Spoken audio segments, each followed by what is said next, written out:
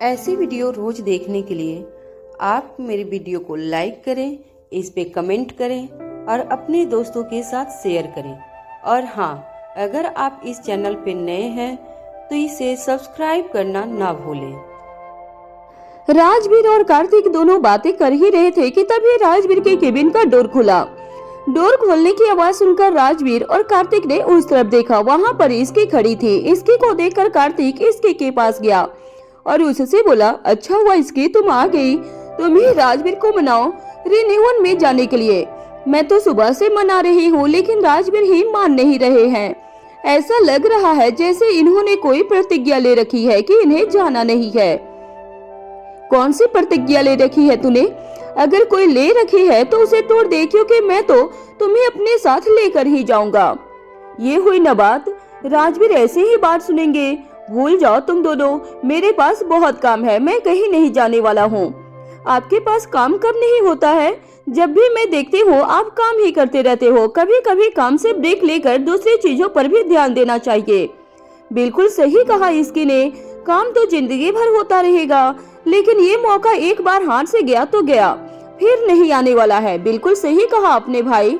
मैं तो कब से राजवीर को यही सब समझा रही हूँ, लेकिन ये मेरी बात समझ नहीं रहे हैं। राजवीर अपना काम करते हुए उन दोनों भाई बहन की तरफ देख रहा था जो अभी एक ही भाषा बोल रहे थे। दोनों की तरफ देखते हुए राजवीर खुद से बोला, दोनों एक जैसे ही हैं। तूने कुछ कहा? नहीं, मैंने कुछ नहीं कहा। राजवीर ने इतना कहा और एक बार फिर से वो अपने लैपटॉप की तरफ देखकर अपना काम करने लगा। राजवीर को काम करता देखकर इसके ने धीरे से कार्तिक से कहा, देख रहे हो आप भाई, ये सुबह से ऐसे ही इग्नोर कर रहे हैं इस टॉपिक को।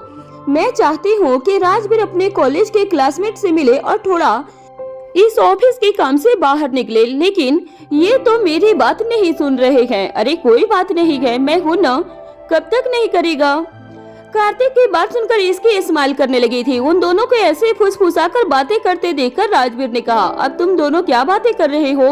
हम क्यों बताएं? आप तो अपने काम में बिजी हो तो आप अपना काम करिए। मैं अपना काम ही कर रहा हूँ, लेकिन तुम दोनों की वजह से डिस्टर्ब हो रहा हूँ, इसलिए तुम दोनों अपना ये कार्यक्रम इस केबिन से बाहर जाकर करो। हम कहीं नहीं जा रहे हैं जब तक तू हाँ नहीं कर देता। मैंने कहा ना कि मैं नहीं जा सकता, अभी बहुत सारा काम है। इतना सब होते हुए इंडिया से बाहर जाना पॉसिबल नहीं है। सब पॉसिबल हो जाएगा राजवीर, आप एक बार हाँ तो बोलिए, मुझे पता है आप सब मैनेज कर लोगे। इसकी की बात सुनकर राजवीर ने एक गहरी सांस ली और दोनों की तरफ देखा। दोनों की तरफ देखते हुए राजवीर ने कहा, तुम दोनों नहीं मानने वाले हो ना? बिल्कुल नहीं। ठीक है, मैं चलने के लिए रेडी हूँ। ठीक है, फिर मैं सभी को इन्फॉर्म करता हूँ। हर कोई मुझसे यही बोल रहा था कि राजवीर को प्लीज लेकर आओ, तो तू इसलिए मुझे इतनी देर से मना रहा था? राजवीर ने कार्तिक की बात पर कहा। राजवीर के सवाल का जवाब देते हुए कार्तिक बोला, ये एक वजह है, लेकिन मैं खुद भी चाहता था कि तू चले। कार्तिक की बात सुनकर राजवीर ने आगे कुछ नहीं कहा और अपना काम करने लगा था। इसकी तुम भी चलो ना हमारे साथ। मैं कहाँ जाऊंगी? मैं नहीं जा सकती। क्यों नहीं जा सकती? मुझे काम है और रीवा भी तो है। इसकी की बात पर कार्तिक बोला, रीवा तो अब बड़ी हो गई है, कोमल आंटी उसे अच्छे से संभाल लेती है और 3 से 4 दिन की बात ही तो होगी बस। कार्तिक की बात सुनकर इसकी को समझ में नहीं आ रहा था कि वो क्या बोले, इसलिए इसकी ने राजवीर की तरफ देखा। इसकी को अपनी तरफ देखता हुआ देखकर राजवीर बोला, कार्तिक सही बोल रहा है, रीवा की टेंशन मत लो। अगर तुम्हें चलने का मन है तो हमारे साथ चलो। ठीक है, फिर मैं सोच कर बताती हूँ। इसकी ने इतना कहा और वो केबिन से चली गई थी। केबिन से जाने के बाद कार्तिक ने राजवीर की तरफ देखकर कहा, बाकी सब ठीक है ना घर में? हाँ ठीक है सब। राजवीर की बात पर कार्तिक वहीं सोफे पर बैठ गया था और दोनों कुछ देर अपने बिजनेस के बारे में बातें करने लगे। इसकी ने अपने काम को खत्म किया और अपना सामान लेकर केबिन से बाहर निकल गई। आज उसे अनाथालय जाना था, वहाँ पर स्पोर्ट डे से जुड़े हुए काम देखने थे। इसकी जल्दी से ऑफिस की पार्किंग में गई, जहाँ मिहिर उसकी वेट कर रहा था। इसकी को देखकर मिहिर ने कहा, यार इसकी कहाँ रह गई थी तुम? सॉरी यार, वो कार्तिक भाई आ गए थे तो मैं उनसे ही बातें करने लगी थी और उसी वजह से लेट हो गया था। अच्छा ठीक है, चल जल्दी बैठ। कीर्ति तो अनाथालय पहुंच गई है और वो हमारी वेट कर रही है। वो तो बहुत फास्ट है, इसके ने हंसते हुए कहा। इसके की बात पर मिहिर ने कहा, वहीं तो मैंने कहा था कि घर से निकलते समय फोन कर दे या मैसेज कर दे, लेकिन वो वहाँ पहुंचकर कॉल कर रही है। ये भी सही है, मतलब उसे अब बहुत वेट करनी होगी। अब क्या भी कर सकते हैं। मिहिर ने इतना कहा और कार तेज ड्राइव करने लगा था। मिहिर को कार तेज ड्राइव करता हुआ देखकर इसकी बोली, मिहिर कार धीरे चला, हमें अनाथालय ही जाना है, हॉस्पिटल नहीं। इसकी की बात पर मिहिर ने कहा, मुझे विश्वास नहीं हो रहा है इसकी कि स्पीड कम करने के लिए तू बोल रही है, जबकि हम सभी में सबसे ज्यादा तेज कार तू ही ड्राइव करती है। हाँ, तो इसलिए मेरी ड्राइविंग पर राजवीर ने बैन लगा रखा है। कभी कभी मुश्किल से परमिशन मिल जाती है। तू क्या चाहता है, तेरे साथ भी यही हो? नहीं नहीं, बिल्कुल नहीं। मिहिर ने इतना कहा और अपनी कार को बहुत धीरे से ड्राइव करने लगा। उसे कार स्लो ड्राइव करता हुआ देखकर इसकी बोली, अब ठीक है, अब हम कल तक अनाथालय पहुंचने वाले हैं। इसकी की बात सुनकर मिहिर हंसते हुए बोला, मैं तो मजाक कर रहा था। मिहिर ने इतना कहा और कार सही से ड्राइव करने लगा। दोनों कुछ ही देर में अनाथालय पहुंच गए थे। अनाथालय में जाकर उन्होंने देखा कि कीर्ति वहां सभी बच्चों के साथ बैठी हुई बातें कर रही थी। कीर्ति हंसते हुए कितनी सुंदर लगती है ना। मिहिर की बातों को सुनकर इसकी बोली, हाँ बहुत अच्छी लगती है, अब चले अंदर। हाँ हाँ, रुके किसके लिए? मिहिर ने इतना कहा और वो कीर्ति के पास पहुंच गया था। इसकी और मिहिर को देखकर सभी बच्चे बहुत ज्यादा खुश हो गए थे। सभी बच्चे इसकी को बहुत पसंद करते थे। इसकी सभी से मिली और सभी को स्पोर्ट डे के बारे में बताया, जिसे सुनकर सभी बच्चे खुश हो गए थे। सभी को खुश देखकर इसकी ने मिहिर से कहा, मिहिर तैयारी शुरू करते हैं। हाँ, बस सारा स्टाफ आ जाए, फिर उन्हें काम बता देते हैं। मिहिर की बात पर इसकी ने हाँ में अपना सर हिला दिया और इधर उधर देखने लगी थी। इसकी की नजरें पीहू को ढूंढने लगी। कुछ देर देखने के बाद इसकी को फाइनली पीहू एक झूले के पास अकेले बैठी हुई मिल गई थी। पीहू को देखकर इसकी उसके पास गई और उसके बगल वाले झूले पर बैठकर बोली, तुम यहाँ अकेले क्या कर रही हो? इसकी को देखकर पीहू खुश हो गई थी और वो बोली, मैं बस झूला झूल रही थी। अच्छा, लेकिन अकेले क्यों? सभी बच्चे तो वहाँ पर थे। इसकी की बात पर पीहू ने कोई जवाब नहीं दिया था। उसे शांत देखकर इसकी ने अपनी जेब से एक चॉकलेट निकाली और वो पीहू को देते हुए बोली, ये तुम्हारी चॉकलेट है, मैंने सभी बच्चों को दे दी है, लेकिन तुम तो वहाँ नहीं थी, इसलिए तुम्हारी चॉकलेट मैं तुम्हारे पास लेकर आ गई। इसकी की बात सुनकर पीहू ने स्माइल के साथ वो चॉकलेट ले ली थी और उसे खाने लगी। ये देखकर इसकी के चेहरे पर स्माइल आ गई और वो भी पीहू की तरफ देख रही थी कि तभी मिहिर इसकी के पास आकर बोला, इसकी लिस्ट के अकॉर्डिंग सारा सामान आ गया है, अब बस तैयारी स्टार्ट करनी है। ठीक है, फिर स्टार्ट करवा देते हैं। इसके ने मिहिर के बात पर कहा और वो वहाँ से उठकर काम करवाने लगी थी। काम करवाते हुए उसे शाम हो चली थी और अब अंधेरा होने लगा था। इसकी ने जब टाइम देखा तो शाम के 6 बज रहे थे। टाइम देखकर इसकी ने मिहिर और कीर्ति से कहा, आज के लिए इतना काफी है, अब रहने देते हैं वरना लेट हो जाएगा। इसकी की बात सुनकर मिहिर ने कहा, हाँ ठीक है। इतना बोलकर तीनों एक और बार सभी से मिलकर वहाँ से निकल गए थे। मिहिर और इसकी ने सबसे पहले कीर्ति को उसके घर ड्रॉप किया और उसके बाद वो अपने अपने घर के लिए निकल गए थे। इस बार कार इसकी ड्राइव कर रही थी। इसकी की तरफ देखकर मिहिर ने कहा, इसकी घर के पास पहुंचते ही कार मुझे ड्राइव कर देना। मिहिर की बात सुनकर इसकी बोली, तू चिंता क्यों कर रहा है? मुझे भी राजवीर से डांट खाने का शौक नहीं है, इसलिए मैं तुम्हें ड्राइव करने के लिए ही दूंगी। चिंता मत कर। चिंता कैसे न करूं, तेरे पर भरोसा नहीं है, पता नहीं अपने साथ साथ मेरे पर भी बैन लगवा दे। मिहिर ने कहा। मिहिर की बात सुनकर इसकी ने उसे घूरते हुए देखा और कहा, तू ज्यादा नहीं बोलने लग गया है, तेरे से ही सीखा है भेरी फन्नी। इसकी नकली हंसी हंसते हुए बोली। दोनों ऐसे ही बातें कर रहे थे और इसके ने मिहिर को आज ऑफिस में जो कुछ भी हुआ वो सब बता दिया था। सब सुनने के बाद मिहिर ने कहा, ये तो बहुत अच्छा है, भाई को जाना ही चाहिए था, ऐसा मौका हमें मिलता तो हम कभी नहीं छोड़ने वाले थे। वही तो मैंने राजवीर से कहा, खैर जैसे तैसे करके मैंने कार्तिक भाई के साथ मिलकर राजवीर को मना ही लिया। दोनों अपनी बातों में लगे हुए थे कि तभी उन्हें एहसास हुआ कि घर आने ही वाला था। इसकी ने कार रोक दी और दोनों ने अपनी अपनी सीट चेंज कर ली थी। करीब 5 मिनट के बाद दोनों घर पहुंच गए और अंदर गए। अंदर लिविंग हॉल में रीवा ब्राउनी के साथ खेल रही थी। इसकी और मिहिर के अंदर आते ही ब्राउनी को पता चल गया था और वह भागते हुए इसकी की तरफ जाने लगा था। इसकी ने जैसे ही ब्राउनी को अपनी तरफ भाग कर आते हुए देखा तो वो घबरा गई थी और उसके चेहरे पर डर साफ साफ नजर आने लगा। रात का वक्त था। इसकी और राजवीर दोनों चेंज करके अपने कमरे में बैठे थे कि तभी कोमल जी ने आवाज लगा दी, बेटा आ जाओ, खाना लग गया है, फिर से ठंडा हो जाएगा। कोमल जी की बात सुनते ही इसके बिस्तर से उठते हुए बोले, राजवीर चलिए खाना खा लेते हैं। इसकी तुम खा लो, मेरा मन नहीं है। क्यों? अरे वो मीटिंग के बाद भूख लग रही थी तो मैंने ऑफिस में ही खा लिया था। अच्छा ज्यादा मत खाइएगा, थोड़ा सा तो खा ही लीजिएगा। चलिए। नहीं इसकी मेरा बिल्कुल मन नहीं है, प्लीज तुम खा लो। ठीक है फिर कह रही हूँ, अगर मन हो तो नीचे आ जाइएगा। तुम जल्दी ऊपर आ जाना, मुझे कुछ बात करनी है तुमसे, राजवीर ने इसकी से कहा। राजवीर की बात सुनकर इसके कमरे से निकल गई। डाइनिंग टेबल पर खाना लग चुका था, सब अपनी जगह पर थे। इसकी को देखते ही अर्णव जी ने उससे पूछा, और बेटा स्पोर्ट डे की तैयारी ठीक से हो गई है? राजवीर को भी इन्वॉल्व कर लेना अगर कोई जरूरत हो तो। इसके ने मुस्कुराते हुए कहा, नहीं नहीं डैड, सब ठीक है, सारी तैयारियां हो चुकी है, अभिनय से भी बात हो चुकी है, सब ठीक है। कोमल जी ने दोनों को टोकते हुए कहा, बेटा काम तो तुम संभाल ही लोगी, पता है मुझे। अब चलो जल्दी बैठो और खाना खाओ। ये बातें सुनकर दोनों मुस्कुराने लगे और सरिता ने सबके प्लेट में खाना सर्व करना शुरू कर दिया था। इतने में मिहिर ने पहले ही एक कारोल का ढक्कन उठा लिया। इसमें क्या है?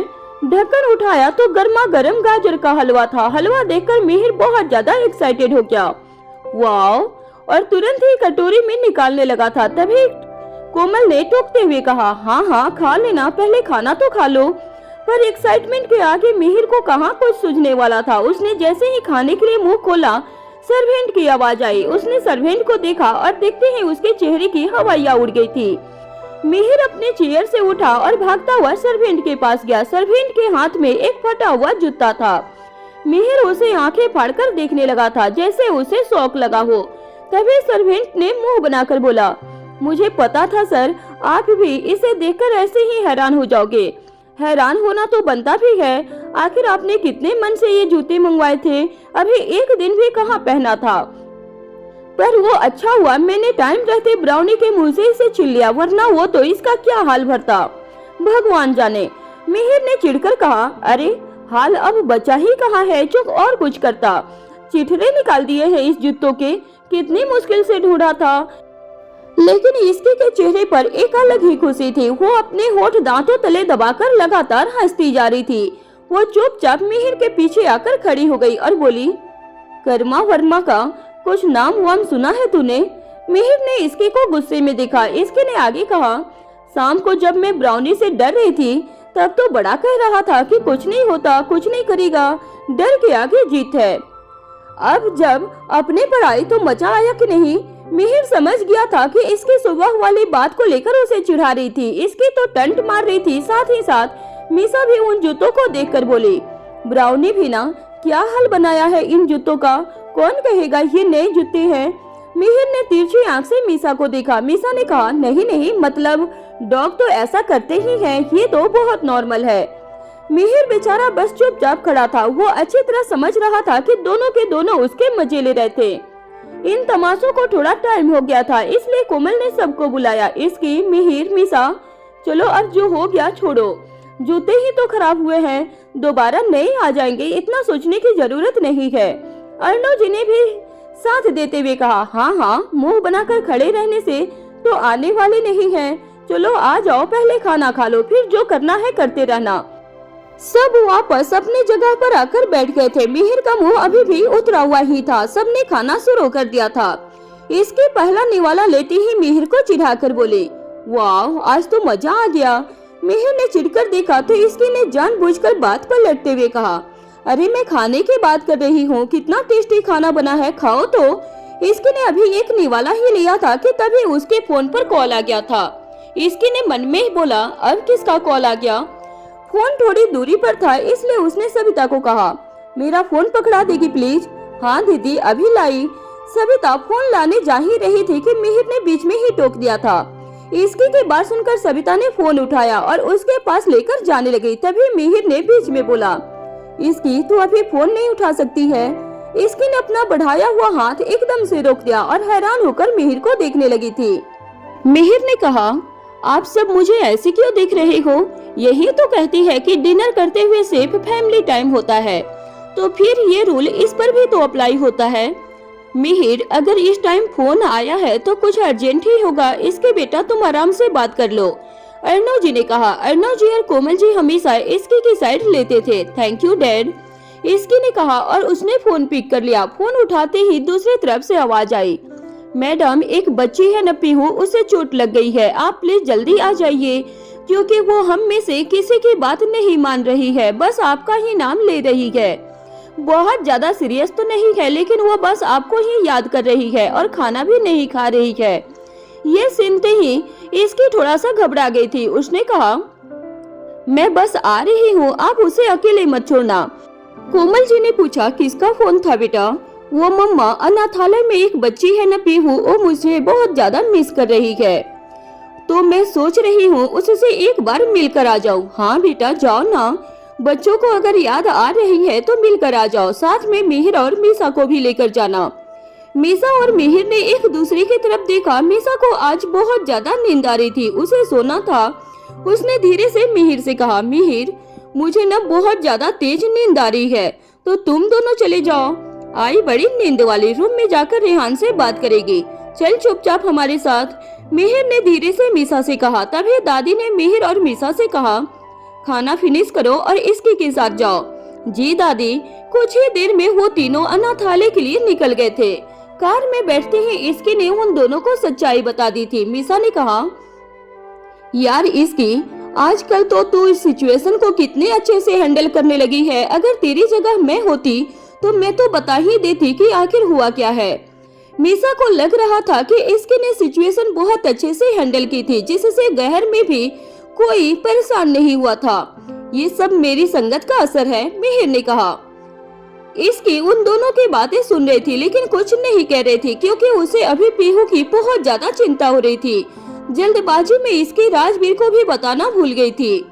वहीं दूसरी तरफ रीत हॉस्पिटल से घर आई थी और वो बहुत ज्यादा थक गई थी। उसने अपना मोबाइल अपने बैग से निकाला और कार्तिक को कॉल कर दिया। कार्तिक, तुम कब तक आओगे? रीत, मुझे थोड़ा सा टाइम लगेगा, प्लीज तुम खाना खाकर सो जाओ। नहीं, मैं तुम्हारा वेट कर रही हूँ, तुम जल्दी आ जाओ, मैं कोशिश करता हूँ माय लव। रीत ने चेंज किया और वो डिनर करने के लिए डाइनिंग टेबल तक आ गई। वहीं बहादुर आया और उसने कहा, रीत दीदी, बड़े साहब ने भी खाना नहीं खाया है, बहादुर भैया आप खाना गर्म करो, मैं चाचू को बुला कर आती हूँ। रीत उठी और उदय प्रताप के रूम तक गई। उसने जैसे ही डोर नॉक किया तो उदय प्रताप ने बिना देखे कहा, बहादुर मैं कह रहा हूँ ना कि मुझे भूख नहीं है। हाँ हाँ चाचू, आप तो ये कह रहे हैं, लेकिन भूख क्यों नहीं है ये भी तो बताइए। रीत ये कहते हुए अंदर आ गई थी। अरे बेटा रीत, मुझे लगा बहादुर है। वैसे ये बताइए चाचू, आप आज खाना क्यों नहीं खा रहे हैं? बस ऐसे ही मन नहीं है। चाचू मैं जानती हूँ कि ये टाइम हमारी फैमिली का थोड़ा सा डिस्टर्बिंग है, लेकिन आप प्लीज इतना परेशान मत होइए, आप तो हमें संभालते हैं ना। रीत बेटा, तुम बिल्कुल ठीक कह रही हो, लेकिन कभी कभी कुछ ऐसे दर्द होते हैं जो टाइम के साथ और बढ़ने लगते हैं। वो दोनों बातें कर ही रहे थे कि तभी वहाँ कार्तिक आ गया। उसे देखते ही दोनों चुप हो गए। तो उसने कहा, क्या बातें हो रही है बाप बेटी में? जरूर कुछ बुराई ही हो रही होगी, तभी तो आप दोनों मेरे आते ही चुप हो गए। रीत और उदय प्रताप दोनों ही कार्तिक की बातों पर स्माइल करने लगे। मैं बहुत अच्छी तरह से जानता हूँ आप दोनों को, ये सब कार्तिक हंसते हुए कहा था। तभी बहादुर आया और उसने कहा, रीत दीदी खाना लगा दिया है। बहादुर, आपके भी क्या राइट टाइम एंट्री हुई है, आप जोरों की बहुत भूख लगी है। रीत चाचू जल्दी से आ जाओ। कार्तिक के कहते ही घर का माहौल बदल गया था। हर किसी के चेहरे पर स्माइल आ गई थी। डाइनिंग टेबल पर रीत ने धीरे से कार्तिक को कहा, तुमने मुझे मीटिंग का झूठ बोला था ना, कभी कभी बोलना पड़ता है रीत, कार्तिक ने हंसते हुए कहा। वहीं कार्तिक और रीत को हंसते हुए देखकर उदय प्रताप बहुत ज्यादा खुश हो गए थे। इसकी जैसे ही अनाथालय पहुंची तो वहाँ एक स्टाफ ने उसे पीहू की कंडीशन के बारे में बता दिया। मिहिर मीसा, तुम दोनों ये पता लगाओ कि ये सब हुआ कैसे, इसके ने कहा और वो भागकर पीहू के रूम में गई। पीहू के रूम में 3 बच्चे रहते थे। मिहिर और मीसा ने उसे पूरी बात पूछी। इसके जैसे ही उस रूम में गई तो उसने देखा कि पीहू रूम में नहीं थी। उसने वॉशरूम में ढूंढा, पीहू वहाँ पर भी नहीं थी। तभी उसे बेड के नीचे से कुछ आवाज आई। उसने जैसे ही झांक कर देखा तो पीहू बेड के नीचे छुपकर बैठी हुई थी।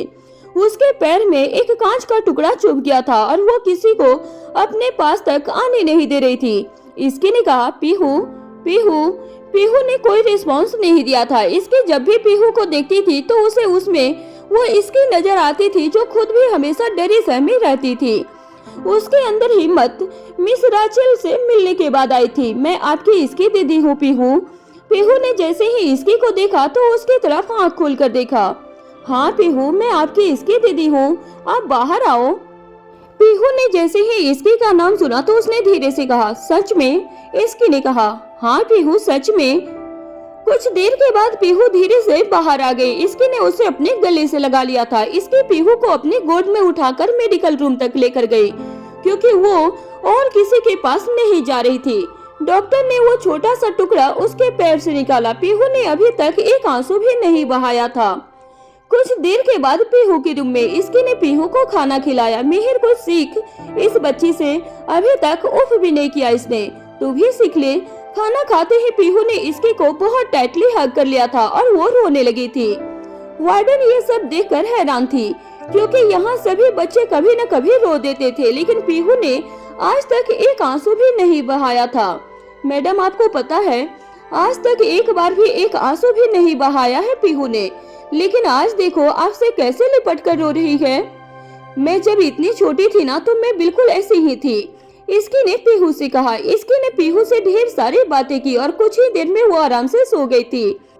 इसकी और मिहिर ने पूरे स्टाफ से कह दिया था कि अगर आज के बाद इस तरह का एक भी केस हुआ तो वो सबके ऊपर स्ट्रिक्ट एक्शन लेंगे क्योंकि उनके लिए बच्चों की सेफ्टी सबसे ऊपर थी। फिर वो घर के लिए निकल गए थे। इसकी ने मीसा से कहा, मीसा तू हमेशा पूछती थी ना कि मैं बचपन में कैसी थी। हाँ लेकिन तू कभी बताती नहीं थी, मैं बिल्कुल पीहू जैसी ही थी। ये सुनते ही मीसा और मिहिर दोनों ही हैरान रह गए थे। इसका मतलब तू बचपन में इंट्रोवर्ट थी और अब एक्सट्रोवर्ट हो गई है। करेक्ट मिहिर, इसकी ने कहा। मैं तो बचपन से ही डेयरिंग और एक्सट्रोवर्ट थी। मिहिर ने कहा, अच्छा लेकिन अभी तो तू बिल्कुल डरपोक हो गया है। मिहिर ने कहा, मैं कोई डरपोक नहीं हूँ। इसकी ने पूछा, अच्छा तो फिर उस दिन ट्रू एंड डेयर में तूने ट्रूथ क्यों चूज किया था? मैंने कहा ना मैं बहुत डेयरिंग हूँ, चाहो तो मुझे कोई डेयर देकर दिखा दो। इसकी और मीसा ने एक दूसरे की तरफ देखा। ये गोल्डन अपॉर्चुनिटी तो मैं किसी भी कीमत पर अपने हाथ से नहीं जाने देंगे, क्यों मीसा?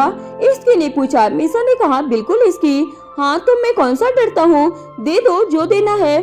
इसकी और मीसा ने कान में कुछ खुसर फुसर की।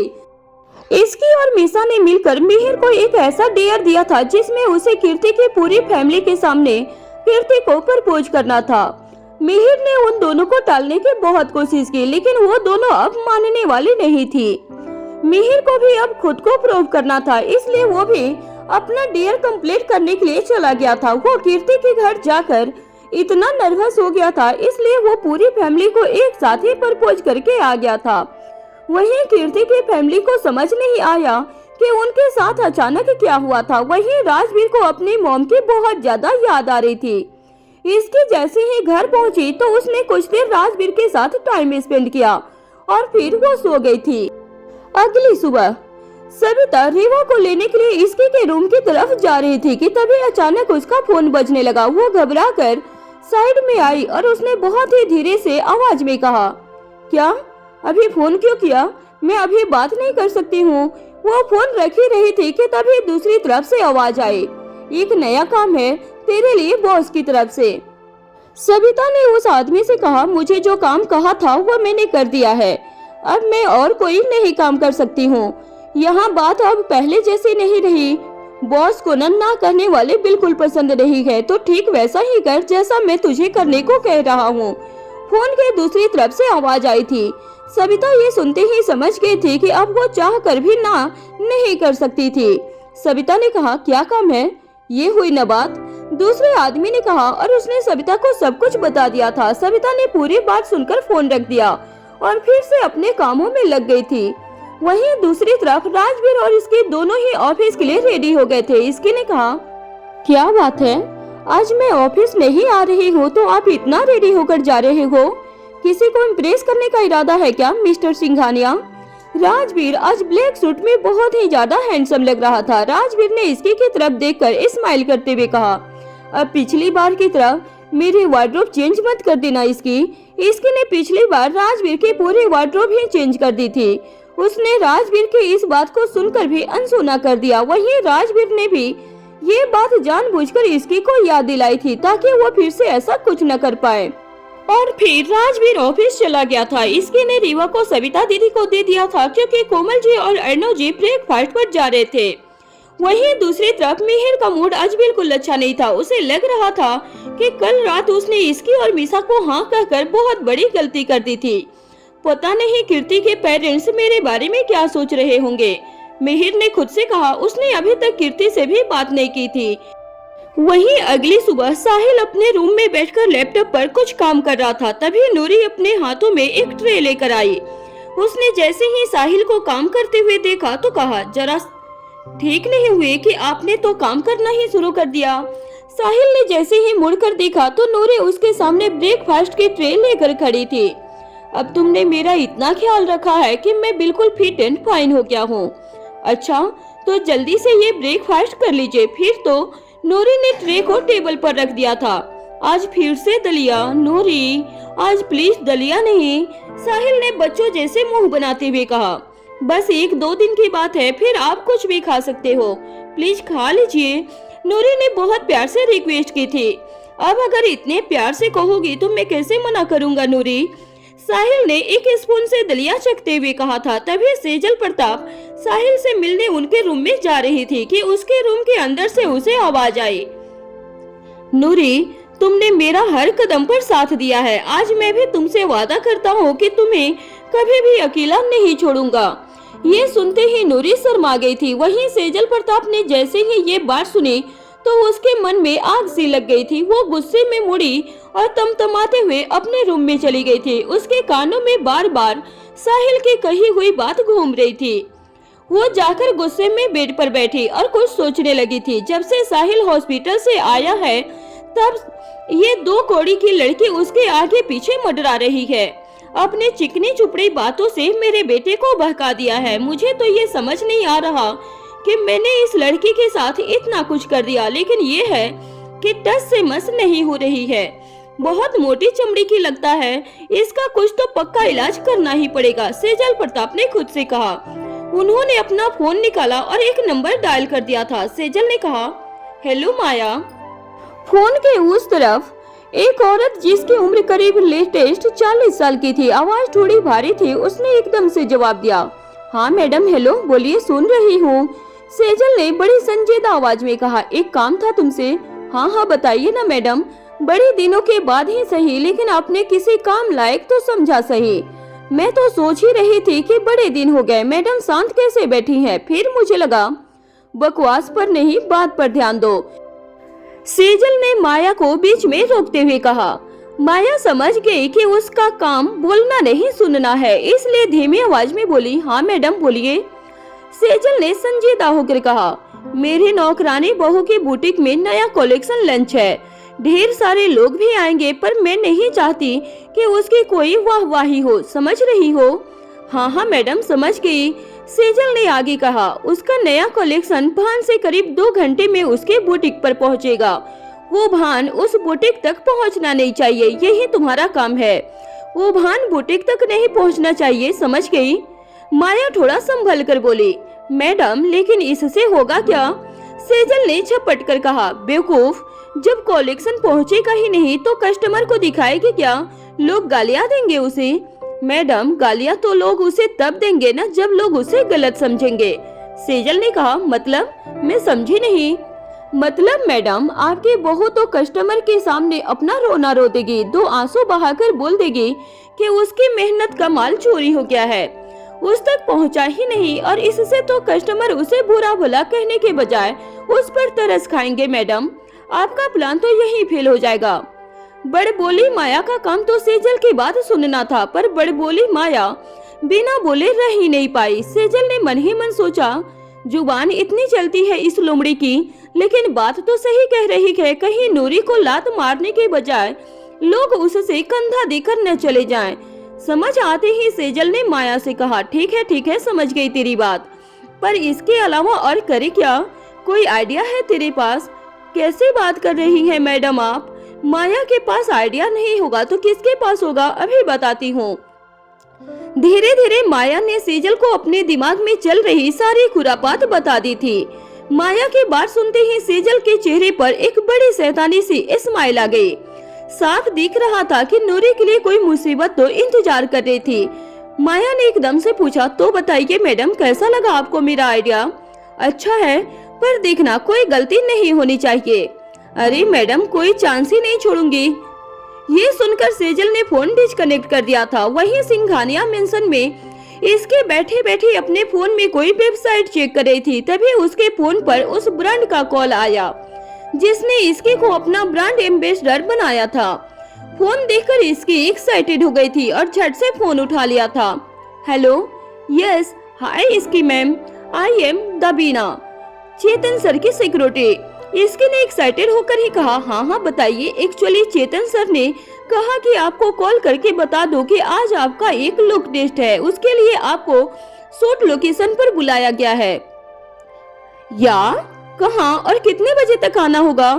हाँ, उसके डिटेल्स मैं आपको टेक्स्ट कर दूंगी। इसकी ने कॉल काटा और फटाक से उठकर सबसे पहले जाकर अपना वार्डरोब खोलकर खड़ी हो गई थी। वो अपने सामने लगे कपड़ों को बढ़ा खिसका कर देख रही थी और खुद ही बड़बड़ाई जा रही थी।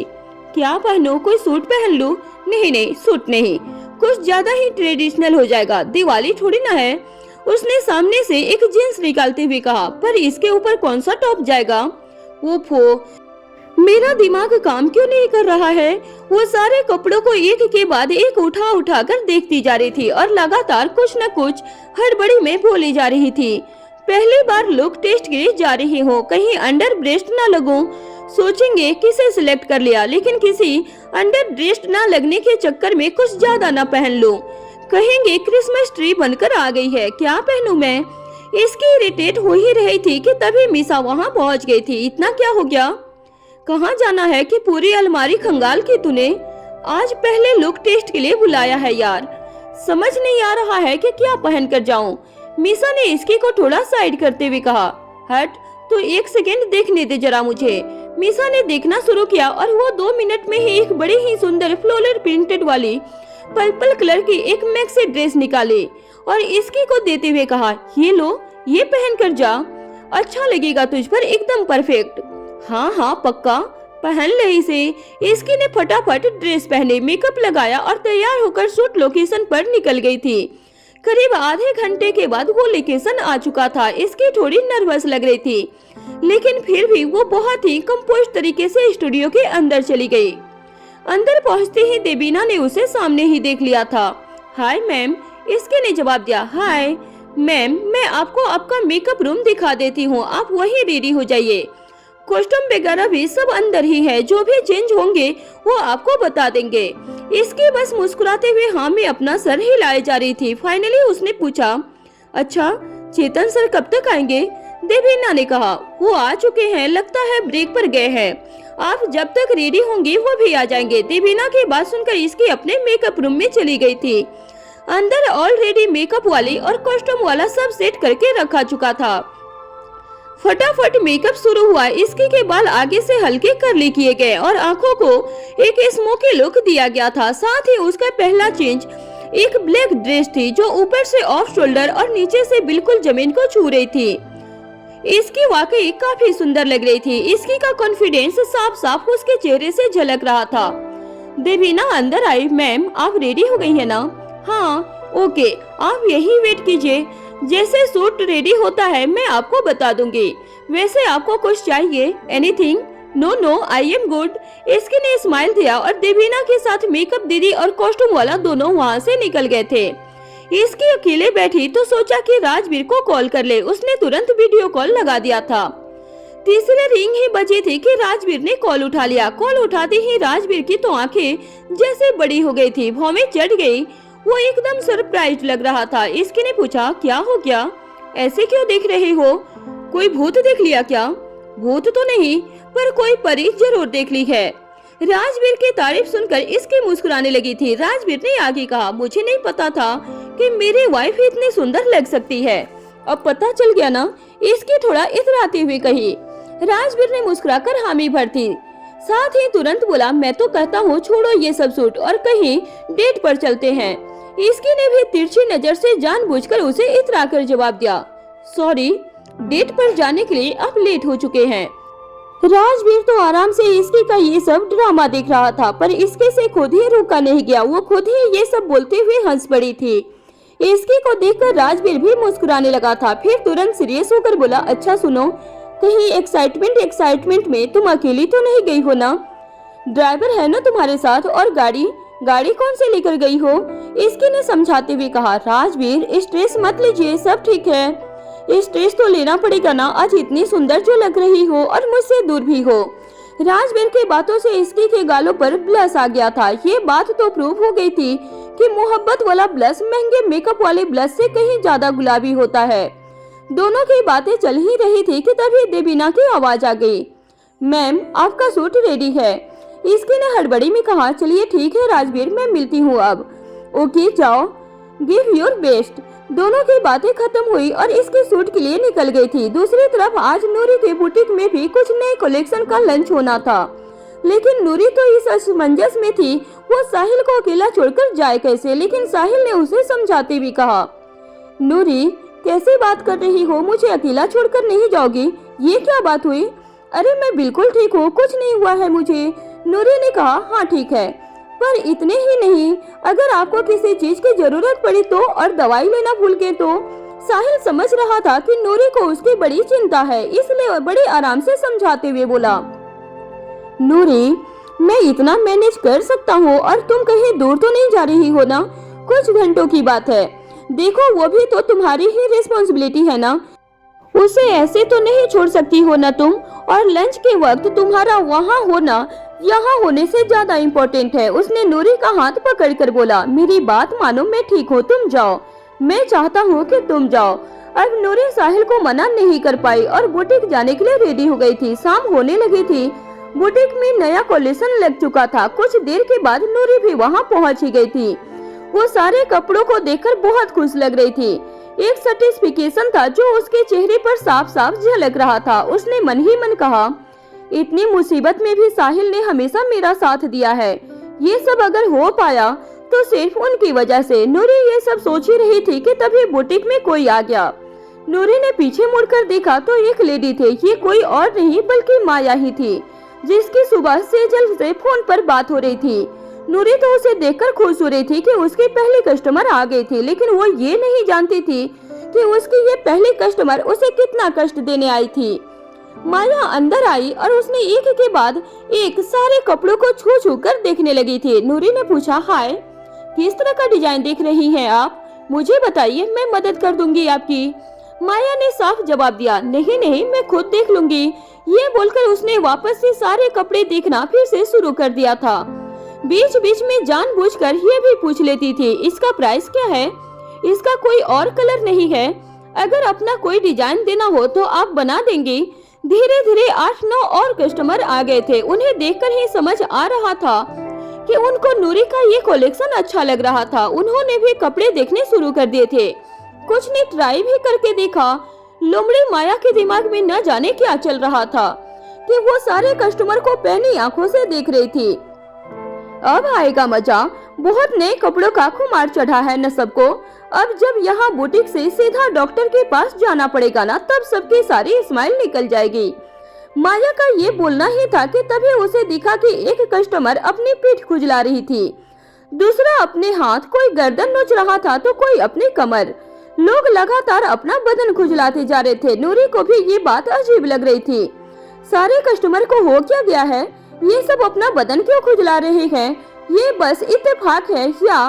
पर नूरी नहीं जानती थी कि ये कोई इत्तेफाक नहीं बल्कि सेजल की साजिश थी। धीरे धीरे सारे कस्टमर इरिटेट हो गए थे। कुछ ने तो कंप्लेन करना शुरू भी कर दिया था। पहले कस्टमर ने कहा, अभी तक तो मैं बिल्कुल ठीक थी, ये अचानक से मुझे खुजली क्यों होने लगी? दूसरे कस्टमर ने कहा, हाँ मैं भी ठीक थी, जब से ये कुर्ती ट्राई की है तब से ही खुजली हो रही है। हो क्या रहा है ये सब? नूरी ये सब देखकर परेशान हुई जा रही थी, पर बोलती क्या ये उसे खुद भी समझ नहीं आ रहा था। सबको खुजलाते देख माया की खुजली तो मिट चुकी थी। उसे जो करना था उसने कर डाला था। माया ने अपने पर्स में हल्का सा झांका। अंदर एक छोटे से पैकेट में कुछ सफेद पाउडर जैसा दिख रहा था। उसने देखकर कहा, पूरी की तो जरूरत ही नहीं पड़ी, इतने में ही काम हो गया। पूरा लगाती तो पता नहीं क्या हाल होता। बुटीक पर जितनी भी औरतें कपड़े देखने आई थी, सबके सब अपना बदन खुजला खुजला कर परेशान हो रही थी और इसके लिए सब के सब नूरी को ही जिम्मेदार ठहराने लगी थी। नूरी, किस तरह का घटिया मटेरियल यूज करती हैं आप, जिससे बदन पर लगाते ही शायद मुझे एलर्जी हो गई, मेरे सारे बदन में खुजली हो रही है। एक औरत ने आवाज ऊंची की तो बाकी भी शिकायत करने से पीछे नहीं हटी। एक ने तो बिल्कुल तड़कते भड़कते अंदाज में कहा, पता नहीं मेरे दिमाग में क्या आया जो मैं इस 2 कौड़ी के कपड़े देखने यहाँ आ गई। हाथी के दांत दिखाने के और खाने के और वाला हाल यहाँ हो गया है। देखने में चमकीले, पहनने पर जहरीले। इतनी जली कटी बातें सुनकर नूरी तो बेचारी कुछ समझ ही नहीं पा रही थी कि वो बोले तो क्या बोले, आखिर अपना कौन सा पक्ष रखे, साबित क्या करे। एक ने तो कुर्ती उछालकर वही नूरी के पैरों में ही फेंक दिया था। तुम्हें परमिशन किसने दी ये दुकान खोलने की? तुम्हारा तो लाइसेंस कैंसिल होना चाहिए जो तुमने किया है आज। अब मुझे याद आया एक बार और इसके बारे में मैंने कुछ न्यूज देखी थी कुछ दिन पहले। सारे ब्लॉगर्स इस पर थू थू कर रहे थे। उसके साथ आई उसकी सहेली ने भी ये सुनते ही कहा, ये सब तुम्हें पता था फिर भी तुम यहाँ लेकर आई हो? रेनू, मेरी तो सुनने में आया है कि ये नौकरानी थी, पहले झाड़ू कटका करती थी किसी के घर में। हाँ तो झाड़ू कटका करती ही थी ना, सुई धागा पकड़ने की क्या जरूरत थी बेवकूफ को। अब देखो अब मैं क्या हाल करती हूँ तुम्हारा। तुम जानती हो कि मेरे पति कौन है? 2 मिनट नहीं लगेंगे ये दुकान बंद करवाने में, फिर खुद पहनना ये 2 कौड़ी के कपड़े। सब के सब एक साथ भेड़ियों की तरह नूरी को काट खाने को उतार आए थे, जैसे कोई वो मांस का टुकड़ा हो। वही नूरी सिर्फ खड़ी खड़ी सुन रही थी और आंखों से आंसू बहाए जा रही थी। वही वो लोमड़ी माया कोने में खड़ी खड़ी ये सारा तमाशा देख रही थी, तिरछी मुस्कान मुस्कुरा मुस्कुरा कर। चलो मेरा काम तो हो गया, इसके आंसू देख लिए और अब क्या रह गया है, अब चला जाए यहाँ से। बाकी नोच खाने के लिए ये औरतें तो आ ही चुकी हैं। वो मन ही मन खुश हो रही थी कि मुझे तो लगता है सेजल मैडम कहीं खुश होकर मुझे और ज्यादा पैसे न ट्रांसफर कर दे। वैसे मैंने काम ही इतना अच्छा किया है, ज्यादा तो बनता है। मौका देख माया दबे पांव वहाँ से फट गई थी। बाहर निकलते ही सबसे पहले सेजल को कॉल किया था और सारी खबर उसके कानों में डाल दी थी। इधर नूरी बेचारी हकलाती हुई सबको समझाने की कोशिश कर रही थी। रेनू जी देखिए, मैं पक्का कह सकती हूँ कि कुछ न कुछ तो गड़बड़ जरूर हुई है। मैंने खराब मटेरियल में ये सब नहीं बनाया था। उसने अपने आंसू पोंछे और आगे किसी दूसरी औरत को समझाने की कोशिश की। आंटी, आप भले ही मेरी बुटीक से कुछ मत लीजिए, पर प्लीज प्लीज इसे बंद करवाने की बात मत कीजिए। नूरी हाथ जोड़े अपनी बेगुनाही की सफाई दे रही थी और उसके इर्द गिर्द जमा औरतें लगातार उसे कोसे जा रही थी। ये ड्रामा ना अब कहीं और जाकर करना, तुम्हारे इस घड़ियाली आंसू का मुझ पर तो कोई फर्क नहीं पड़ने वाला। अब तुम देखो मैं क्या करती हूँ। उस औरत ने अपने हाथ में लिया कपड़ा नूरी के ऊपर ही फेंक दिया था और गुस्से में तमतमाई हुई वहाँ से निकलती बनी। उसे देखकर बाकी औरतें भी नूरी को बुरा भला कहते हुए उसके पीछे पीछे ही बाहर निकल गई। नूरी सबको जाते हुए देखकर बस रोई जा रही थी। उसने नीचे गिरे हुए कपड़ों को उठाया और सिसकने लगी थी। आखिर कहाँ गलती हो गई मुझसे? मुझे तो समझ भी नहीं आ रहा है कि ये सब हुआ कैसे। मैंने तो अपनी तरफ से अच्छा मटेरियल चुना था, खुद जाकर देखा था, फिर ये लोग सब ऐसे क्यों कह रही थी? नूरी ने अपने आंसू पोंछते हुए कहा, आज मुझे आना ही नहीं चाहिए था, ये लंच करना ही नहीं चाहिए था। कम से कम इन लोगों की परेशानी तो नहीं होती और न ही मुझे ये सब सुनना पड़ता। मुझे साहिल के पास ही रुक जाना चाहिए था। पता नहीं मैंने यहाँ आने के लिए हाँ क्यों किया। वो लगातार खुद से बातें किए जा रही थी। अगर कहीं गुस्से में आकर इन लोगों ने सच में ये बुटीक बंद करवा दी तो खैर अच्छा ही है, हो जाने दो बंदी से। नूरी अंदर से बहुत ज्यादा हर्ट थी और अकेली भी थी। ऐसे में कोई तो चाहिए था जिससे वो ये सब बता सके, इसलिए उसने सिसकते हुए साहिल को कॉल किया। हेलो। नूरी की सिसकती हुई आवाज साहिल एकदम से पहचान गया और हड़बड़ाता हुआ बोला, नूरी नूरी तुम रो रही हो? हेलो नूरी। नूरी जवाब देते हुए बोली, मैंने कहा था ना मुझे नहीं करना लंच, अब देखो यहाँ क्या हो गया। क्या हो गया नूरी, कुछ बताओ तो, तुम ठीक तो हो ना? कुछ ठीक नहीं है साहिल, कुछ भी नहीं। नूरी तुम्हारी इन बातों से अब मुझे टेंशन हो रही है, प्लीज मुझे साफ साफ बताओ कि क्या हो गया, क्या बात है जो तुम रोए जा रही हो, प्लीज जल्दी बताओ। साहिल के जिद करने पर नूरी ने उसे सब कुछ बता दिया था कि कपड़ों के साथ क्या हुआ और उन औरतों ने उसे कितना सुनाया। ये सब सुनकर साहिल काफी अपसेट हो गया था, लेकिन अपसेट होने से ज्यादा वो हैरान था कि आखिर जो हुआ वो हुआ क्यों। होता भी आखिर ये कोई नॉर्मल चीज थोड़ी न थी। लेकिन दिमाग लगाने से पहले साहिल ने नूरी का दिल रखना जरूरी समझा। नूरी, तुम वहीं रुको, मैं अभी तुम्हें लेने आ रहा हूँ। नूरी ने साफ मना कर दिया। साहिल नहीं, आप यहाँ नहीं आएंगे, आपकी वैसे भी तबीयत ठीक नहीं है, मैं खुद आ जाऊंगी। वैसे भी अब यहाँ रुकने के लिए है ही क्या। साहिल ने जोर देकर कहा, नूरी मैंने कहा ना मैं आ रहा हूँ तुम्हें लेने, तुम बस वहीं रुको। ये बोलकर साहिल ने तुरंत फोन कट कर दिया ताकि नूरी उसे मना ही न कर पाए, कोई बात आगे बढ़े ही ना। साहिल तुरंत सोफे से उठा और जैकेट डालकर निकल ही रहा था कि तभी सेजल वहां आ धमकी। साहिल, आपको अभी भी बाहर जाने की पड़ी है? शाम के वक्त तबीयत का कुछ ख्याल है या नहीं? साहिल ने निकलते निकलते ही बोला, मॉम नूरी बुटीक में अकेली है, लेने जा रहा हूँ उसे। सेजल ने टेढ़े अंदाज में कहा, हाँ तो पहली बार वो थोड़ी अकेले घर आएगी, जो तुम उसे लेने जा रहे हो, वो भी इस हालत में कोई जरूरत नहीं है कहीं जाने की, यहीं रुको, वो खुद आ जाएगी। साहिल ने एकदम से कहा, मॉम बुटीक में कुछ गड़बड़ हो गई है, वो रो रही है, मुझे जाना होगा। सेजल ने तीखे अंदाज में कहा, मुझे तो पहले से ही पता था कि बर्तन धोने वाली बुटीक कहाँ से चला पाएगी। साहिल ने सेजल की तरफ देखा भी, मगर सेजल को कौन सा साहिल से डर लगता था जो वो चुप हो जाती। जो काम आता था वही करती ना, और नहीं करती तो बहू बनकर बैठी तो थी इस घर की, बाहर जाकर काम करने की क्या जरूरत थी? इतना शौकीन होने की जरूरत क्या थी? क्या मतलब है इस नए शौक का? नूरी के बारे में ये सब सुनकर साहिल जवाब तो देना चाहता था, पर वो जानता था कि जवाब देना इस बहस को खत्म नहीं बल्कि और बढ़ा देगा, और वो जल्दी में था, इसलिए उसने बस इतना ही कहा कि मॉम प्लीज ये बात हम बाद में करेंगे, फिलहाल मुझे जाना ही होगा। साहिल के उस वक्त तेवर देखकर सेजल समझ चुकी थी कि साहिल रुकने वाला नहीं है, इसलिए उसने आगे कुछ नहीं कहा। साहिल ने अपनी जैकेट डाली और सेजल के साइड से होकर आगे बढ़ गया। सेजल बस अपनी जहर भरी आंखों से उसे जाता हुआ देखती रही। एक तरफ जहां साहिल घर से टेंशन में निकला था, वहीं दूसरी तरफ इसकी खुशी खुशी घर लौटी थी।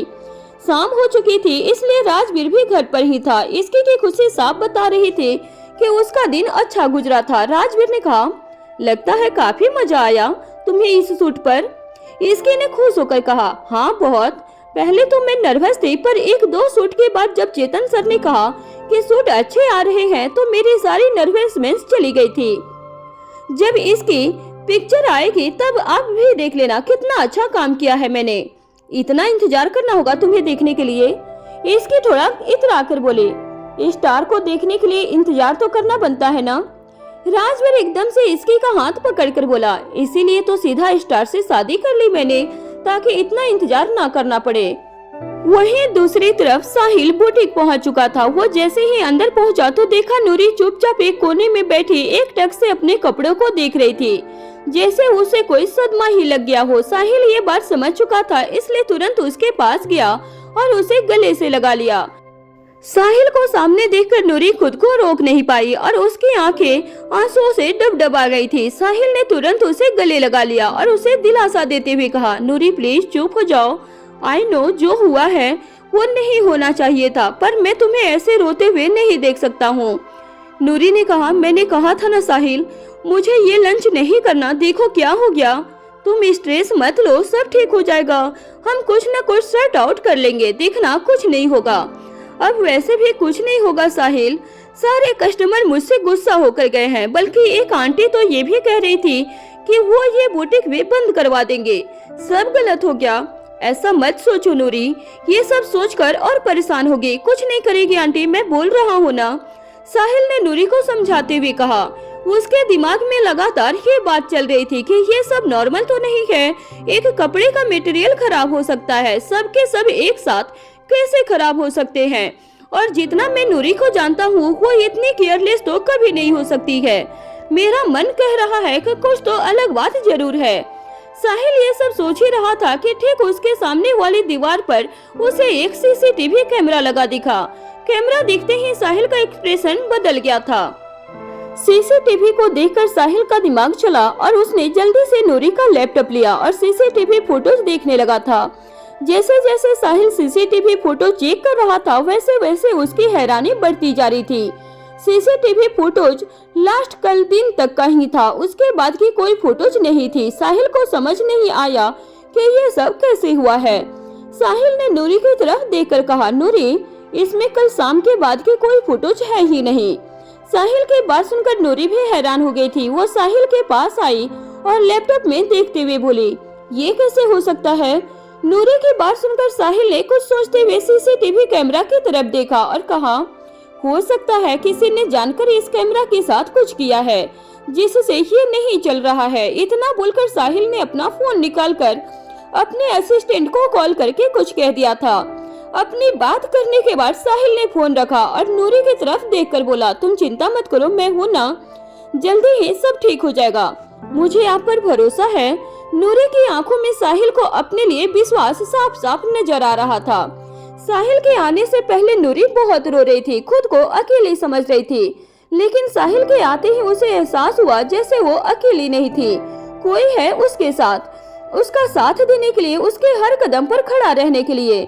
नूरी की आंखों में अभी भी पानी था, जिसे देखकर साहिल उसके पास आया और अपनी एक उंगली आगे करके नूरी के आंसू को साफ करते हुए बोला, अरे अब से बात बात पर रोने की कोई जरूरत नहीं है, जिंदगी पल पल चुनौती देती है, ऐसे में तुम रोने लगोगी तो इससे जीतकर बाहर कैसे निकलोगी? चुनौतियों का सामना हिम्मत के साथ करना होता है। साहिल की बातों को सुनकर नूरी के होठों पर मुस्कान खिल गई थी। उसने मुस्कुराते हुए अपने सिर को हाँ में हिलाया और कहा, सही बोल रहे हो, लेकिन मैं घबरा गई थी, ये सब बहुत नया है मेरे लिए। मैं सब जानता हूँ पर ये सब सही हो जाएगा, साहिल ने विश्वास के साथ कहा। साहिल की बात सुनकर नूरी ने आगे कुछ नहीं कहा। दोनों कुछ देर शांत रहे। उसके बाद नूरी सभी कपड़ों को देखने लगी थी। नूरी ने कपड़ों को छूने के लिए अपना हाथ आगे किया कि तभी साहिल ने उसका हाथ पकड़ लिया था और कहा, कपड़े मत छुओ, तुम्हें भी परेशानी होगी। साहिल की बात सुनकर नूरी ने अपना हाथ वापस पीछे कर लिया था। कुछ देर साहिल वही रहा और फिर नूरी को लेकर साहिल वहाँ से निकल गया था। वहीं दूसरी तरफ सिंघानिया मेंशन में सभी ऑफिस से आ चुके थे, सिर्फ राजवीर ऑफिस से नहीं आया था। आज राजवीर थोड़ी देर तक ऑफिस के काम में लगा हुआ था। सभी हॉल में बैठे हुए थे। रीवा अपने डॉगी के साथ खेलने में लगी हुई थी और मिहिर उसके पीछे पीछे चल रहा था।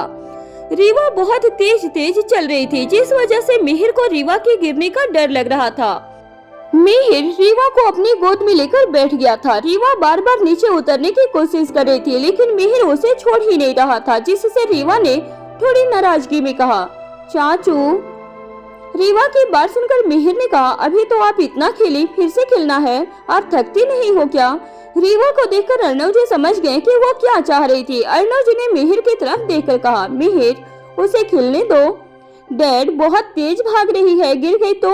नहीं गिरेगी, बच्चे ऐसे ही दौड़ते हैं, अर्णव जी ने कहा। अर्णव जी की बात सुनकर मिहिर ने आखिर में रीवा को नीचे उतार ही दिया था। वहीं दूसरी तरफ साहिल नूरी को लेकर घर वापस आया और दोनों अपने रूम में जा ही रहे थे कि तभी धीरज प्रताप ने उन्हें रोका। धीरज प्रताप की बात सुनकर साहिल और नूरी रुक गए थे और उनकी तरफ देखने लगे। धीरज प्रताप उन दोनों की तरफ देखकर बोले, सब ठीक है ना? यस डैड, सब ठीक है। साहिल की बात खत्म होते हुए सेजल बोली, सब ठीक है, तुम सच क्यों नहीं बोलते साहिल?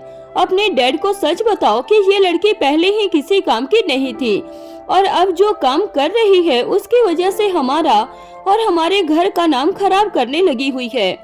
प्लीज मॉम, ये जो कुछ भी हो रहा है उसमें नूरी की कोई गलती नहीं है और आप भी इस बात को अच्छे से जानती हैं। साहिल की आवाज में गुस्से के साथ साथ एक अजीब सा चिड़चिड़ापन था।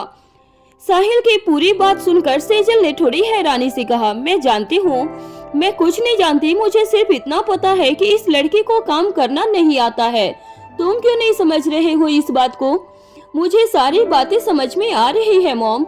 इतना बोलकर साहिल ने नूरी का हाथ पकड़ा और अपने रूम की तरफ जाने लगा। साहिल ने सेजल से ज्यादा कुछ नहीं कहा था, लेकिन उसे सेजल से इस बारे में बात करना था। उसे जानना था कि सेजल ये सब करना कब बंद करेगी। वो थक चुका था इन साजिश से। उनकी जिंदगी में अभी तो शांति आई थी, लेकिन सेजल की इन साजिश ने एक बार फिर से साहिल को परेशान कर दिया था। उसे इरिटेट हो चुका था इन सब से। उसे इन साजिश से नफरत सी होने लगी थी। साहिल नूरी को लेकर अपने रूम में चला गया। धीरज प्रताप ने उन्हें जाने से नहीं रोका। वो सेजल की तरफ थोड़ा निराशा से देख रहे थे। सेजल का ध्यान जब धीरज पर गया तब वो बोली, क्या बात है धीरज? ये तो मुझे तुमसे पूछना चाहिए था। आखिर तुम क्या चाहती हो? ये सवाल मैं तुमसे पहली बार नहीं पूछ रहा हूँ। मैंने आपको पहले भी इस सवाल का जवाब दिया है। बार बार एक ही सवाल करने से मेरा जवाब नहीं बदलेगा। वो लड़की मुझे मेरे बेटे की जिंदगी में नहीं चाहिए। ऐसी कड़वी बातें बोलकर तुम अपने ही बेटे की जिंदगी में कड़वापन फैला रही हो। साहिल की हालत अभी भी क्या है तुम अच्छे से जानती हो। अभी वो ठीक नहीं है। कम से कम यही सोचकर चुप रह जाती। धीरज प्रताप इतना बोलकर वहाँ से बाहर जाने लगे। धीरज को जाते हुए देखकर सेजल ने पूछा, आप कहाँ जा रहे हो? बाहर गार्डन में। उनके जाने के बाद सेजल ने कुछ देर उनकी तरफ देखा जहाँ से धीरज गए थे। उनके जाने के बाद सेजल ने खुद से कहा, इतना सब हुआ, लेकिन ये लड़की इतनी शांत कैसे है? नूरी जब घर आई थी तब सेजल की नजरें उस पर ही थी। नूरी के चेहरे पर जो भाव सेजल को देखना था वो उसे देखने के लिए नहीं मिला था, जिस वजह से सेजल को अजीब लगा। उसे समझ नहीं आ रहा था कि नूरी इतनी शांत कैसे थी। सब उसके प्लान के अकॉर्डिंग ही हुआ था, फिर उसका असर नूरी पर क्यों नहीं दिख रहा था? सेजल के मन में ऐसे अनगिनत सवाल उठ रहे थे। वहीं साहिल नूरी को लेकर रूम में आया और उसे चेंज करने के लिए कह दिया था। साहिल की बात सुनकर नूरी ने हाँ में अपना सर हिला दिया और वो चेंज करने के लिए चली गई थी। नूरी के जाने के बाद साहिल विंडो के पास खड़ा होकर आसमान की तरफ देखने लगा। शाम से रात हो चली थी। वो समझ नहीं पा रहा था कि वो सेजल को कैसे रुके, नूरी के किए अपने वादे को कैसे निभाए। आज साहिल को समझ आ रहा था कि ये साजिश लोगों की जिंदगी में किसी तूफान से कम नहीं था। उसने पहले जो भी किया था उन सब के लिए साहिल को एक बार फिर से गिल्ट महसूस हुआ। वो सब यही सोच रहा था कि तभी नूरी ने पीछे से साहिल के कंधे पर हाथ रखा। नूरी के हाथ रखने की वजह से साहिल अपने सभी विचारों से बाहर आया और पलटकर नूरी की तरफ देखा। आप क्या सोच रहे हो? नूरी के सवाल को सुनकर साहिल ने कहा, कुछ नहीं, बस बाहर देख रहा था। कॉफी लेकर आऊं आपके लिए? नहीं, तुम अभी बाहर मत जाओ, यही रहो। साहिल नहीं चाहता था कि सेजल फिर से नूरी को देखकर कुछ कहे। साहिल की बातों को समझकर नूरी ने एक मुस्कान के साथ कहा, आपने ही मुझे कहा था कि मुझे हिम्मत रखकर सबका सामना करना चाहिए और आप ही मुझे रूम में रहने के लिए बोल रहे हो। मैं जानती हूँ कि हॉल में आपकी मॉम है और उनकी वजह से ही आप ऐसा बोल रहे हो, लेकिन आपको इस बात की चिंता करने की कोई जरूरत नहीं है। मुझे उनकी बातों का बुरा नहीं लगता। किससे झूठ बोल रही हो तुम?